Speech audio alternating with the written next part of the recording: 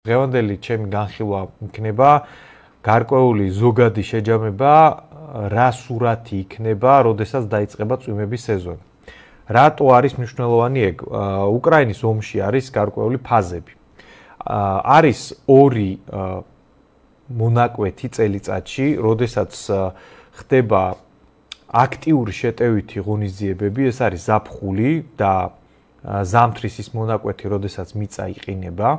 ეს არის მონაკვეთები, როდესაც ტრანსპორტ შეუძლია თავისუფლად იმოძრავოს არა მხოლოდ გზებზე, არამედ აი ამ მინდვრებში, ანუ ფრონტის ხაზს ჩვენ რო უყურებთ ხოლმე, ერთი ხშირად დაშვებული შეცდომა არის, რომ როგორც აი რაღაცა სტრატეგიულ თამაშს რო თამაშობ, რაღაც Rome Total Wars ან რომელიმე სხვას, StarCraft-ს, იქ ხო არის რაღაცა რელიეფი და პრინციპში საიდანაც გინდა შეგიძლია შეუტიო, ხო?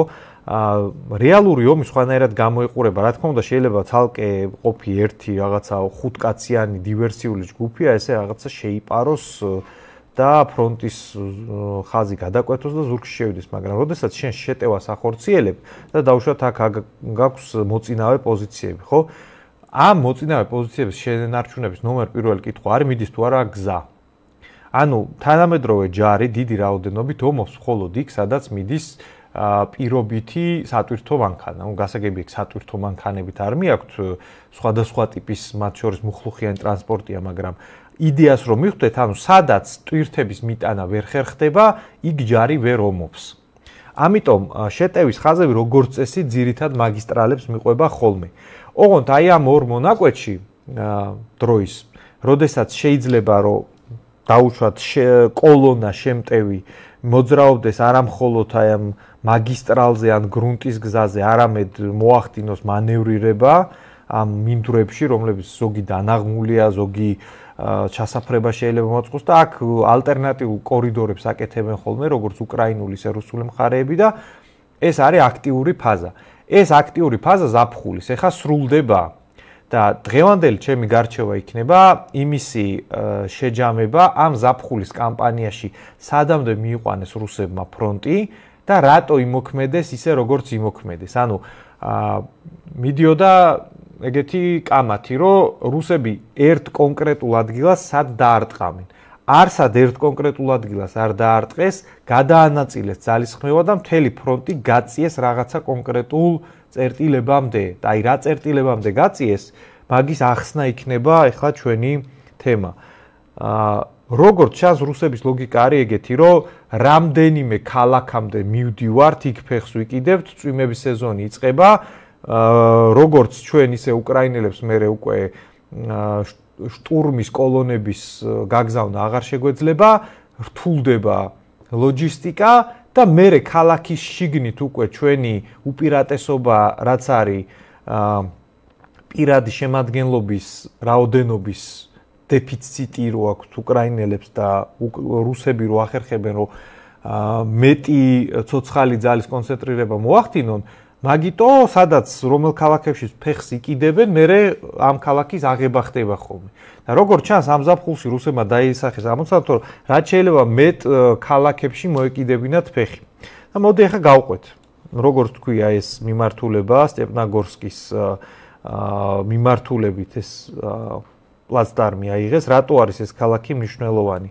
დაახლოებით 20 კილომეტრია ამ ქალაქიდან ზაპოროჟიემდე, ეს უკვე დიდი რეგიონალური ცენტრი არის და მისი მიმართულებით მოძრაობა საშუალებას იძლევა, რომ აი აქედან მაგალითად უკვე ამ პოზიციებიდან, მოწინავე პოზიციებიდან ქალაქ ზაპოროჟიეზე კამიკაძე დრონებით ზემოქმედების საშუალება უკვე ჩდება, ისევე როგორც კონვენციონალური ჩვეულებრივი არტილერიით. და ეგ უკვე უკრაინელებისთვის პრობლემაა, ანუ მათთვის აუცილებელია, რომ ეს ფრონტის ხაზი აქ დაიჭირონ. თუ ეს წინსვლა გაგრძელდება, თუ რუსები სტეპნაგორსკს აიღებენ, ეგ უკრაინელებისთვის სერიოზული პრობლემაა. გავყვეთ ახლა აქ ეს ვინც ადევნებს აქტიურად თვალყურს ამ ომს გაახსენდება, აი კონკრეტულად ფრონტის ეს მონაკვეთი, ეს არის ეს ცნობილი რობოტინო უკრაინული კონტრშეტევის ადგილი, ანუ აი ეგ ორეხევიდან მოდიოდა ზუსტად ეს კოლონები რობოტინოს მიმართულებით, მაქსიმალური წერტილი, სადაც მაშინ უკრაინელებმა მოსვლა შეძლეს, დაახლოებით აი ეგ გადიოდა ფრონტის ხაზი.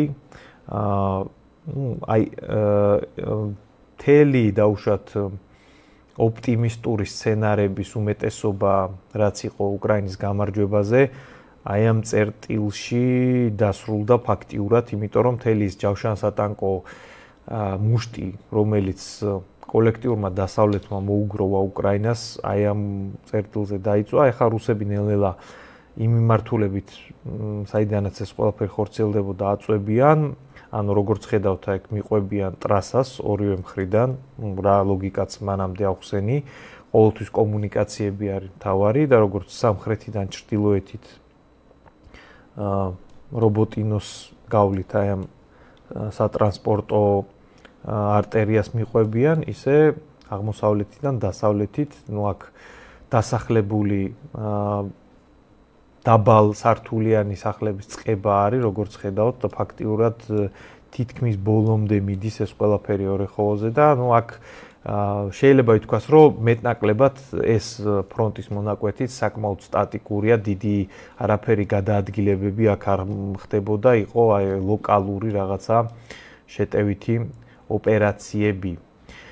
ეხლა გადავიდეთ ფრონტის აი ამ მონაკვეთზე. ეს არის ფრონტის მონაკვეთი, სადაც რუსები ფაქტიურად პირველად შევიდნენ უკვე დნეპროპეტროვსკის ოლქის ტერიტორიაზე. აქამდე საბრძოლო მოქმედებები მიმდინარეობდა ლუგანსკის და დონეცკის ოლქებში და დონეცკის ოლქის აი მონაკვეთზე უკვე ეს რასაც ახლა თქვენ ხედავთ, ეს არის ადმინისტრაციული საზღვარი და ფაქტიურად უკვე ამ ახალ ოლქში გადაიყვანეს რუსებმა შეტევითი ოპერაციები, ეს ფართო ფრონტით აქ აწვევიან, რამდენიმე დასახლებული პუნქტიც აიღეს. მე ამას ვარჩევ, აი წინა გარჩევები რაც ჰქონდა ფრონტის, იქიდან მოყოლებული. ეხლა გადავდივართ ალბათ ფრონტის ყველაზე აქტიურად განხილვად და საინტერესო მონაკვეთზე. ეს არის პოკროვსკი კონსტანტინოვკას მიმართულება, ამ თემაზე ბევრი გვისაუბრია. ეს არის ადგილი, სადაც უკრაინელები ახდენენ აქტიურად კონტრშეტევით ოპერაციებს და მოდი სანამ უშუალოდ პოკროვსკზე და კონსტანტინოვკაზე გადავალთ, აი მათ შორის არსებული რუსების ეს გარღვევის პლაცდარმი განვიხილოთ, რომელსაც ორივე მხრიდან ახლა უკრაინელები უტევენ თავისი ყველაზე ასე ვთქვათ, ბრძოლის უნარიანი დანაყოფები გადმოისროლეს აქ და მათი ამოცანა არის, რომ აი ეს პლაცდარმი ლიკვიდაცია მოახდინონ. ну, როგორც ხედავთ, აი ორივე მხრიდან ხდება დარტყმები. ფაქტიურად აი აქაც ლოგიკა ძალიან მარტივად ჩანს. აქ არის გარკვეული გრუნტის გზები, რომელიც იმდენად ახლოს არის უკვე საბრძოლო მოქმედებების ხაზთან, რომ ფაქტიურად ოპერატიული ალყის ფორმირება უკრაინელებმა უკვე შეძლეს, ანუ აი ეს რუსების პლაცდარმი ეხლა აქტიური, ასე ვთქვათ, მომარაგების კუთხით საკმაოდ პრობლემური გახდა. და დიდწილად ფრონტის აი მონაკვეთის ბედი დამოკიდებულია იმაზე, შეძლებენ თუ არა უკრაინელები ამის გადაჭრას. ადრე დაახლოებით რამდენიმე კვირის წინ უკრაინელები აქტიურად საუბრობდნენ იმაზე, რომ ჩვენ ეს პლაცდარმი უკვე ლიკვიდაცია მოვახდინეთ, ორივე მხრიდან გადავჭერეთ, ფაქტიურად ალყაში არიან, რაღაც მაშინ ეგ სურათი არ იყო. აი ეხლა მაგისი საფრთხე გაჩნდა ობიექტურად. ამიტომ ნახოთ, რომ ორივე მხარე აქტიურად ახორციელებს აქ შეტევით ღონისძიებებს. საინტერესო არის, რომ მაშინ როცა უკრაინელები ცდილობენ აი ამ ასე ვთქვათ, გარღვევის ყელის გადაჭრას, თვითონ რუსები აქტიურად ახორციელებენ შეტევით ოპერაციებს ამ პლაცდარმის შიგნით. მოკლედ, აქ შიგნით რა ხდება ამ მომენტისთვის, ამისი სწორი ინფორმაცია და სწორი ანალიზი ფაქტიურად შეუძლებელია. ერთადერთი რაც ვიცით ის არის, რომ აქტიური შეტევითი ოპერაციებია უკრაინელების მხრიდან და შეძლებენ თუ არა მოკლედ აი ამ რუსების გარღვევის ლიკვიდირებას, მაგაზე ბევრი რამე არის დამოკიდებული. და ეხლა გადავიდეთ უშუალოდ პოკროვსკზე და კონსტანტინოვკაზე. კონსტანტინოვკას რაც შეეხება, ეს შედარებით 7, პირობითად 7 მონაკვეთი არის. აქ რუსები უფრო დაბალი ინტენსივობით აწვევიან. ფაქტიურად ეს სიტუაცია კონსტანტინოვკასთან მიმართებაში ძალიან გავს აი ზაპოროჟიეში პირველი ქალაქი რომ გაჩვენეთ, იქაც მოხდა უშუალოდ ქალაქის მისადგომებთან რამდენიმე პლაცდარმის აღება, რომ ანუ ეს არის მანძილები დაახლოებით რომლის ანუ ამ მანძილების პირობებში, როდესაც დაიწყება წვიმის სეზონები და მომარაგება გართულდება და ამას ემატება რუსების მხრიდან აქტიური გამოყენება FPV დრონების და артиლერიის, რომ მომარაგების გართულება ეხაც მოხდეს, მერე უკვე რუსებს შეძლებათ აქტიური შტურმის ოპერაციების დაწყება კონსტანტინოვკაში. ანუ შტურმისთვის მოამზადეს კონკრეტულად ამ ქალაქის ბედი, ახლა შემოდგომა ზამთრის პირველი ნახევრის კამპანიისთვის პლაცდარმები ისე არის მიყვანილი, რომ აქ უკვე შეტევითი შტურმის ოპერაციები დაიწყოს. რაც შეეხება ქალაქ პოკროვსკს, რომელზეც საკმაოდ ბევრი საუბრები იყო, ბოლოს როცა ჩვენ განვიხილავდით, უკრაინელებმა აქტიური კონტრშეტევა განახორციელეს ნოვოეკონომიჩნეს მიმართულებით, მაშინ აქ შესულები იყვნენ, თუმცა ვერ შეინარჩუნეს პოზიციები და რუსებმა უკან დაიბრუნეს ნოვოეკონომიჩნეს მიმართულება. ანუ ფაქტიურად აქაც მირნოგრადამდე მისულები არიან ერთი და უშუალოდ პოკროვსკის შიგნით მიდის ახლა საბრძოლო მოქმედებები. ამ მომენტისთვის რუსების ინფილტრაცია მოხდა ქალაქის ცენტრის სამხრეთით და ისინი აქტიურად უტევენ ქალაქის დასავლეთ მიმართულებაზე და რატომ? მათი შეტევის აშკარა სამიზნეს წარმოადგენს აი ეს გზაჯვარედინი, რომელიც არის ქალაქის მომარაგების არტერიის გადაჭრის წერტილი. ანუ აი ამ ინდუსტრიულ ზონას რუსები თუ აიღებენ, ქალაქ პოკროვსკის მომარაგების ვარიანტები ფაქტიურად დარჩენილი იქნება შემდეგი, ანუ უნდა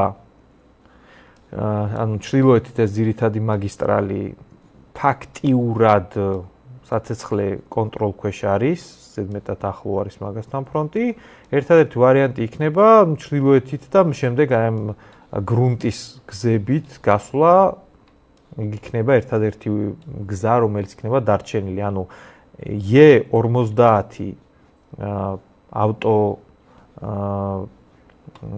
ავტობანი არ არის, რა თქმა უნდა, ეს არის საავტომობილო გზა E50-ის გადაჭრა, ეხლა რუსებისთვის არის ნომერ პირველი ამოცანა პოკროვსკში და პარალელურად მიდის შტურმის ოპერაციები. ეხლა დღეს რაც მოხდა, ანუ აქ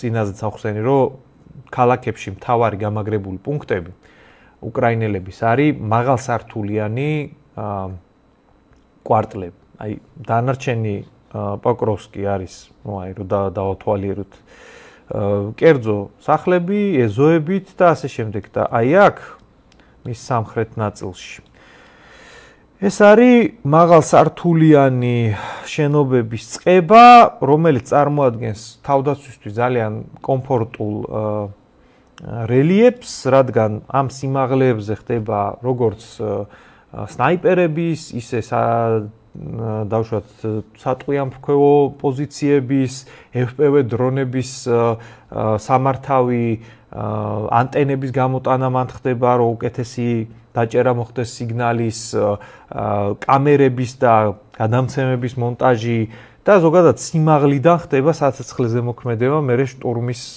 პირობებში და ნუ აი პირველი მაღალსართულიანების დაკავება დაიწყეს უკვე რუსებმა და ამ საკმაოდ დიდი უბნის, რომელიც ერთ-ერთი საყრდენია უკრაინელებისთვის, აღება ასევე წარმოადგენს პრიორიტეტს და ამისთვის უკვე აღმოსავლეთი მხრიდანაც რომ მოხდეს შეტევა, დღეს დაიწყეს მცირე დასახლების ნოვოპავლივკას შტურმი რუსებმა და მის ნაწილში დაფიქსირდა მათი შეტევითი ოპერაციები, თვითონ ახლა მთლიანად ეს დასახლებული პუნქტი ვის ხელში არის ჯერ ვერ ვიტყვით, მაგრამ ლოგიკა გასაგებია აი ამ ასე თქვა ტრასის გადაჭრა და მაღალსართულიანების ამ უბნის აღება ფაქტიურად პოკროვსკის კოლაფს და აღებას გამოიწვევს და შესაბამისად მირნოგრადის მომარაგება უკვე შეუძლებელი გახდება და მირნოგრადიც პოკროვსკს მიყვება.